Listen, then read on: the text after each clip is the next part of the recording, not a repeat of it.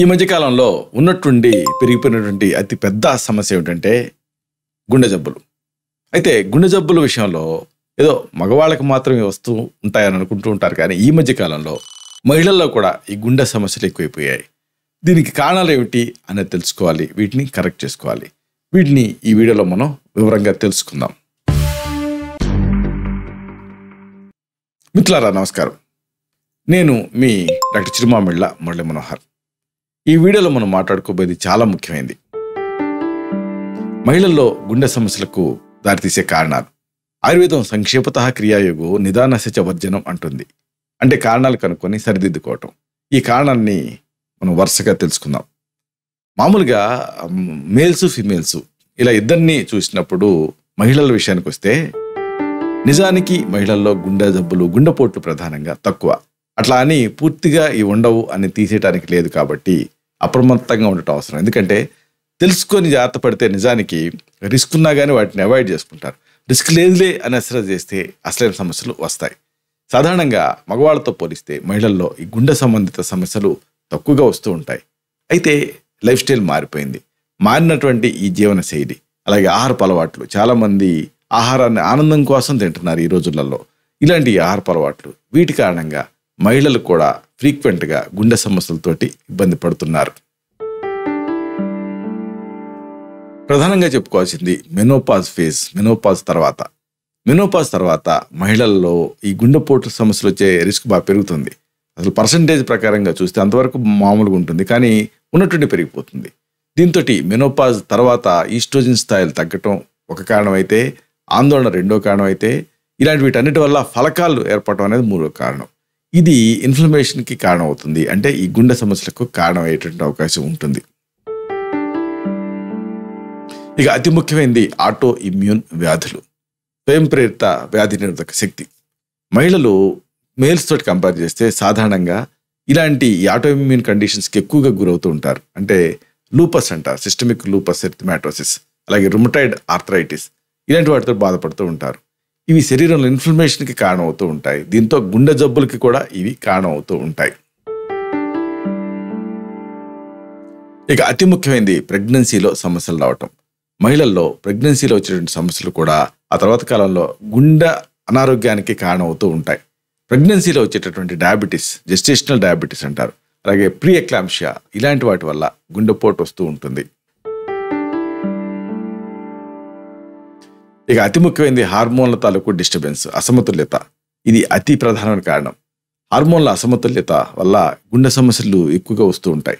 మహిళల్లో ఈ hormone disorders, hormone సంబంధించిన సమస్యలు, వీటి వల్లనే ఎక్కువగా నిజానికి హార్ట్ అటాక్స్ నమోదవుతూ ఉన్నాయి.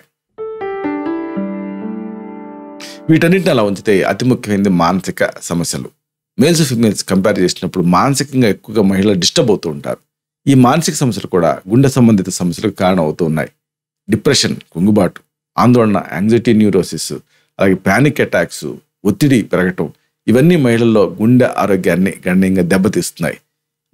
వీటిని అలా ఉంచితే అతి ముఖ్యమైన మరొక కారణం ఉంది. పీసీఓడి లేదా పీసీఓఎస్, పాలిసిస్టిక్ ఓవేరియన్ సిండ్రోమ్ అంటారు. ఇది ఈ మధ్య బాగా పెరిగిపోతూ ఉంది.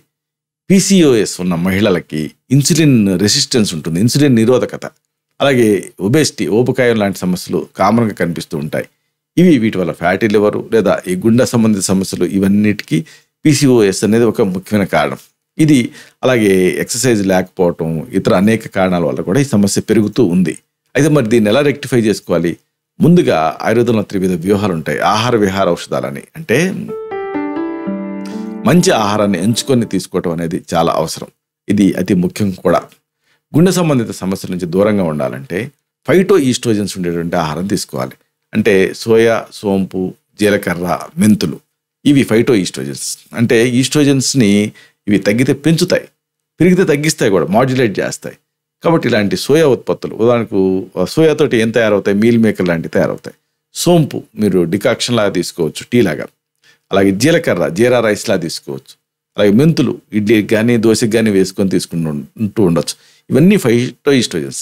ఆరోగ్యకరమైన కొవ్వులు కూడా చాలా అవసరం. ఇలాంటి ఆహారాలు, పండ్లు, కూరగాయలు, ఇవి మీరు తింటూ ఉండాలి. ఇవి ఈ ఉన్నట్టుండి వచ్చేటువంటి ఈ హార్ట్ డిసీజెస్ని వీటిని ప్రివెంట్ చేయడానికి సహాయపడతాయి. ఎందుకంటే ఈస్ట్రోజన్ మాడ్యులేట్ అవుతుంది కాబట్టి. అలాగే ఆహారం తర్వాత అతి ముఖ్యమైనది జీవనశైలి, లైఫ్ స్టైల్. దీన్ని కూడా మీరు కరెక్ట్ చేసుకోవటం చాలా అవసరం. గుండె ఆరోగ్యంగా ఉండటానికి సరైన జీవనశైలి మీరు ఫాలో అవ్వాలి. క్రమం తప్పకుండా అర్ధశక్తిగా వ్యాయామం చేస్తూ ఉండాలి. అలాగే ధ్యానం, యోగా ఇలాంటివి చేయాలి. అలాగే అతి ముఖ్యమైనది ఒకవేళ ఇలా గుండె సమస్యలు వస్తాయన్న ఫ్యామిలీ హిస్టరీ ఉన్నా రాకూడదనుకున్న మీరు చేయాల్సింది ఏంటంటే ఈ మందుల్ని న్యాచురల్ ఫామ్లో వాడుకోగలిగితే మీకు ఇబ్బంది రాదు. అంటే ప్రివెంటివ్గా కూడా ఇవి పనిచేస్తాయి. ఉదాహరణకు అర్జున తెల్లమద్ది, దీని పొడిని 1 నుంచి 3 గ్రాముల మోతాదుగా దీన్ని నీళ్ళకి కలిపి తాగొచ్చు, లేదా పాలకి వేసి మరిగించి టీలాగా తీసుకోవచ్చు.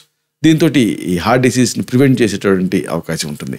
అలాగే ప్రతిరోజు కూడా 1 లేదా 2 వెల్లుల్లి గర్భాలు, వీటిని దంతాలతోటి నవిలి తినొచ్చు, లేదా అన్నం మాటను పెట్టుకొని తింటూ ఉండొచ్చు. దీంతో కొలెస్ట్రాల్ కంట్రోల్లో ఉంటుంది. అలాగే అధిక రక్తపోటు కంట్రోల్లో ఉంటుంది. గుండె జబ్బులు వచ్చేటువంటి రిస్క్ దీంతో తగ్గుతుంది. అలాగే ఇంకా అశోక బెరడు దొరుకుతుంది. దీన్ని పొడి రూపంలో తీసుకోవచ్చు, 1 నుంచి 3 గ్రాములు. దీన్ని నీళ్ళతో తీసుకోవచ్చు, తేనెతో కూడా నాకొచ్చు. అలాగే అతి ముఖ్యమైన కలబంద, ఈ జెల్ని 3 గ్రాముల నుంచి 6 గ్రాముల మోతాదుగా దీన్ని నేరుగా నోట్లో పెట్టుకొని నీళ్ళతో మింగేయచ్చు. దీంతో ఆ ఫిమేల్ రిలేటెడ్ డిజార్డర్స్లో ఇది మంచి కరెక్టివ్ థెరపీ లాగా ఇది పనిచేస్తుంది. అయినప్పటికీ మీకు ఈ సమస్య ఉంటే, రిస్క్ ఉంటే, అప్పుడు మీకు మాత్రమే ప్రత్యేకమైన ఆయుర్వేద ఔషధాన్ని ప్రిస్క్రైబ్ చేయాల్సి ఉంటుంది. ఇలాంటి మరిన్ని ఇన్ఫర్మేటివ్ వీడియోస్ కోసం ఈ ఛానల్ని సబ్స్క్రైబ్ చేసుకోండి. అలాగే ఈ వీడియోలు అప్లోడ్ అవడంతోనే ఆ విషయం మీకు తెలియాలనుకుంటే బెల్ బటన్ క్లిక్ చేయండి. అందుకంటే ముఖ్యంగా ఇలాంటి చక్కటి విషయాలు ఇతరులకు ఉపయోగపడటం కోసం ఈ వీడియో ద్వారా లింక్ని మీ సర్కిల్స్తో షేర్ చేసుకోండి. అతి ప్రధానమైన మరొక విషయం ఉంది. ఈ వీడియో మీకు నచ్చితే, లేదా దీంట్లో ఉన్న విషయాలు మీకు ఉపయోగపడితే, లేదు ఇది మీకు ఉపయోగపడుతుందని మీరు అనుకుంటే, అప్పుడు ఈ వీడియో తాలూకు ఆ లైక్ బటన్ ఉంటుంది కదా, దాన్ని క్లిక్ చేయండి. అప్పుడు ఇది మరింత ఎక్కువ మందికి రికమెండ్ అవుతుంది. ఈ వీడియో తాలూకు పర్పస్ సర్వ్ అవుతుంది. అంటే అందరికీ ఆరోగ్యం మన అభిలాష, మన ఆకాంక్ష నెరవేరుతాయి. శతం జీవ శరదో వర్ధమానః, శతం హేమంతాన్ శతం వసంతాన్. 100 శరత్తులు, 100 హేమంతాలు, 100 వసంతాలు వర్ధిల్లుతూ జీవించండి. Stay healthy, stay happy, be positive, keep smiling. Love you all. శుభం.